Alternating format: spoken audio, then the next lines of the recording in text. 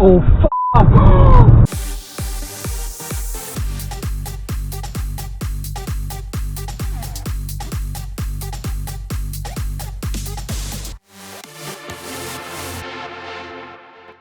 We started a club in Ontario called ODOC. It was originally called the Ontario DeLorean Owners Club, was ODOC.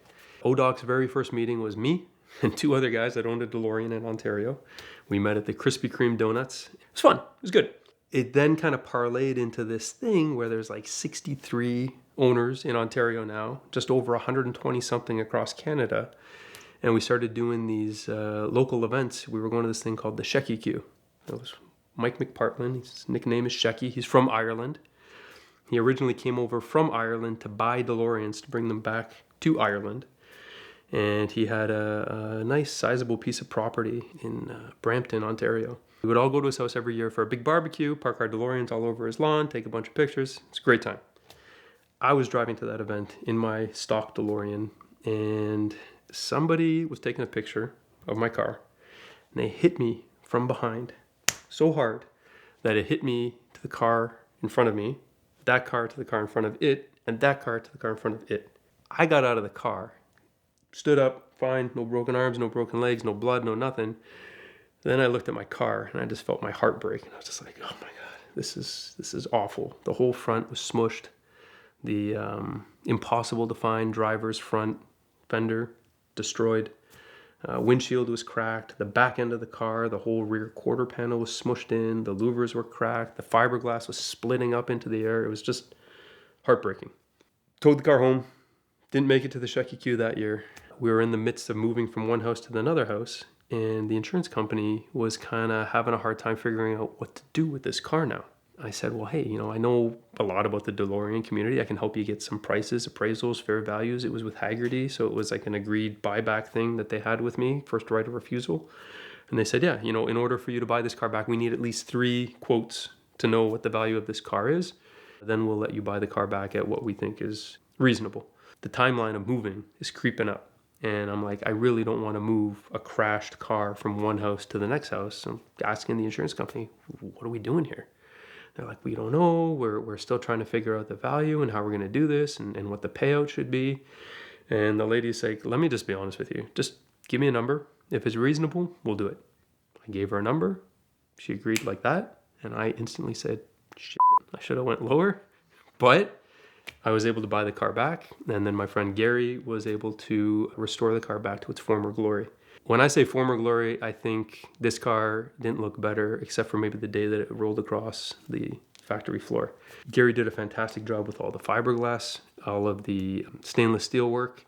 We had another guy in Ontario who was like a big fiberglass shop that really beefed up a lot of the fiberglass on it. So, this car is solid now. It's got the whole soundproofing interior. It's, I want to say, almost better than across the factory floor, because I get in that car and it runs like a top. It's nice and quiet. Super happy to have that car back on the road. So that was crash number 1. And that was heartbreaking, but fully redeemed when me and Gary took it around the block again, and the car was better than ever.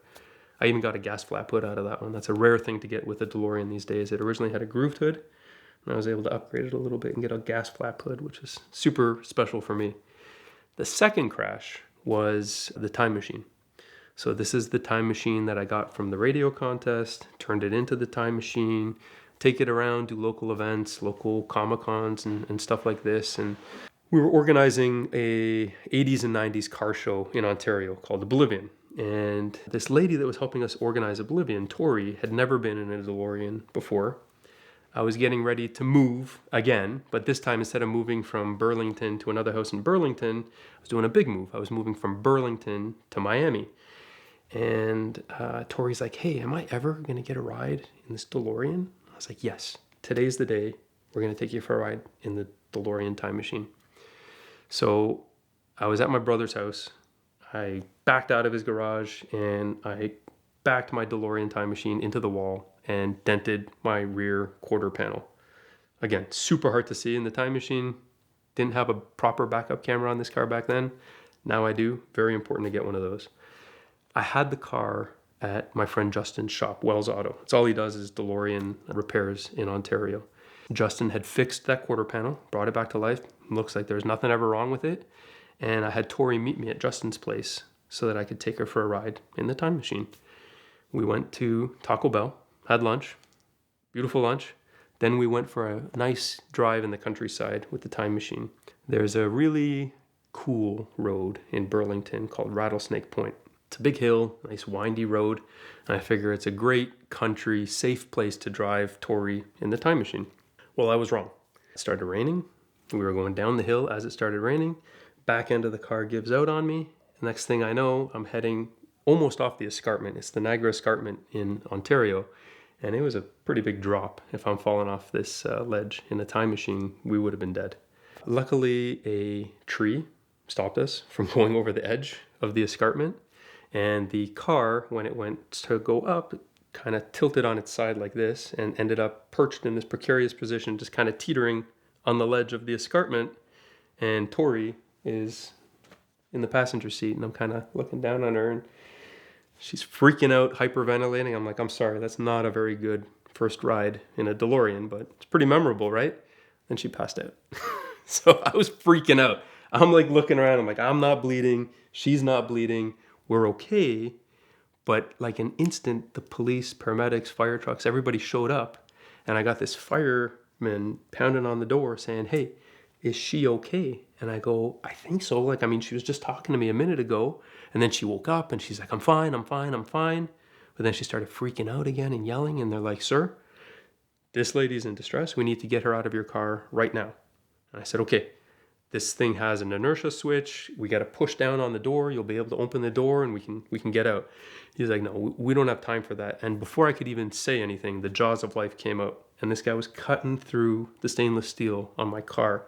And I was just hand in my head like this, just looking at Tori, looking at my door. I didn't know if I should cry or pass out myself.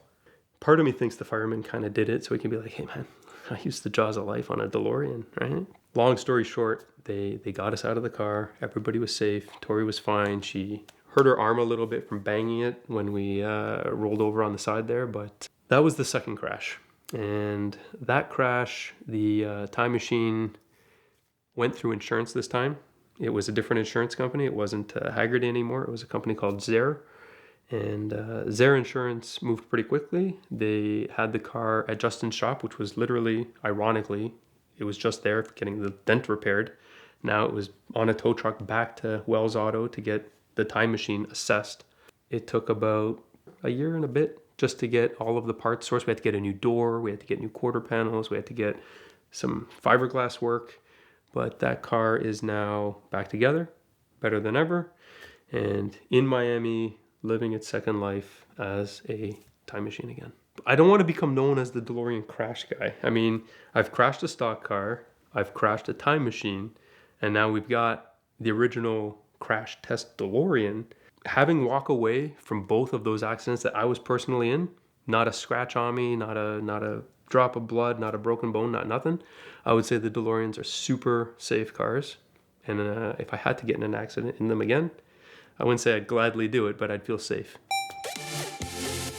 I'm super pumped to announce that in 2024, VINwiki is partnering with Bridgestone. So throughout the year, you're gonna hear some great stories from their business, some awesome tire testing and things like that we're gonna do. I've had a lot of Bridgestone and Firestone products over the years and loved them all. I know that you will too, but I want you to check out their Potenza line of tires for sports cars, supercars, and hypercars. Whatever your needs, whether it's ultimate track performance, road performance, or all-season performance, there is a Potenza tire for you. So check them out at the link in the description below and let us know what you think.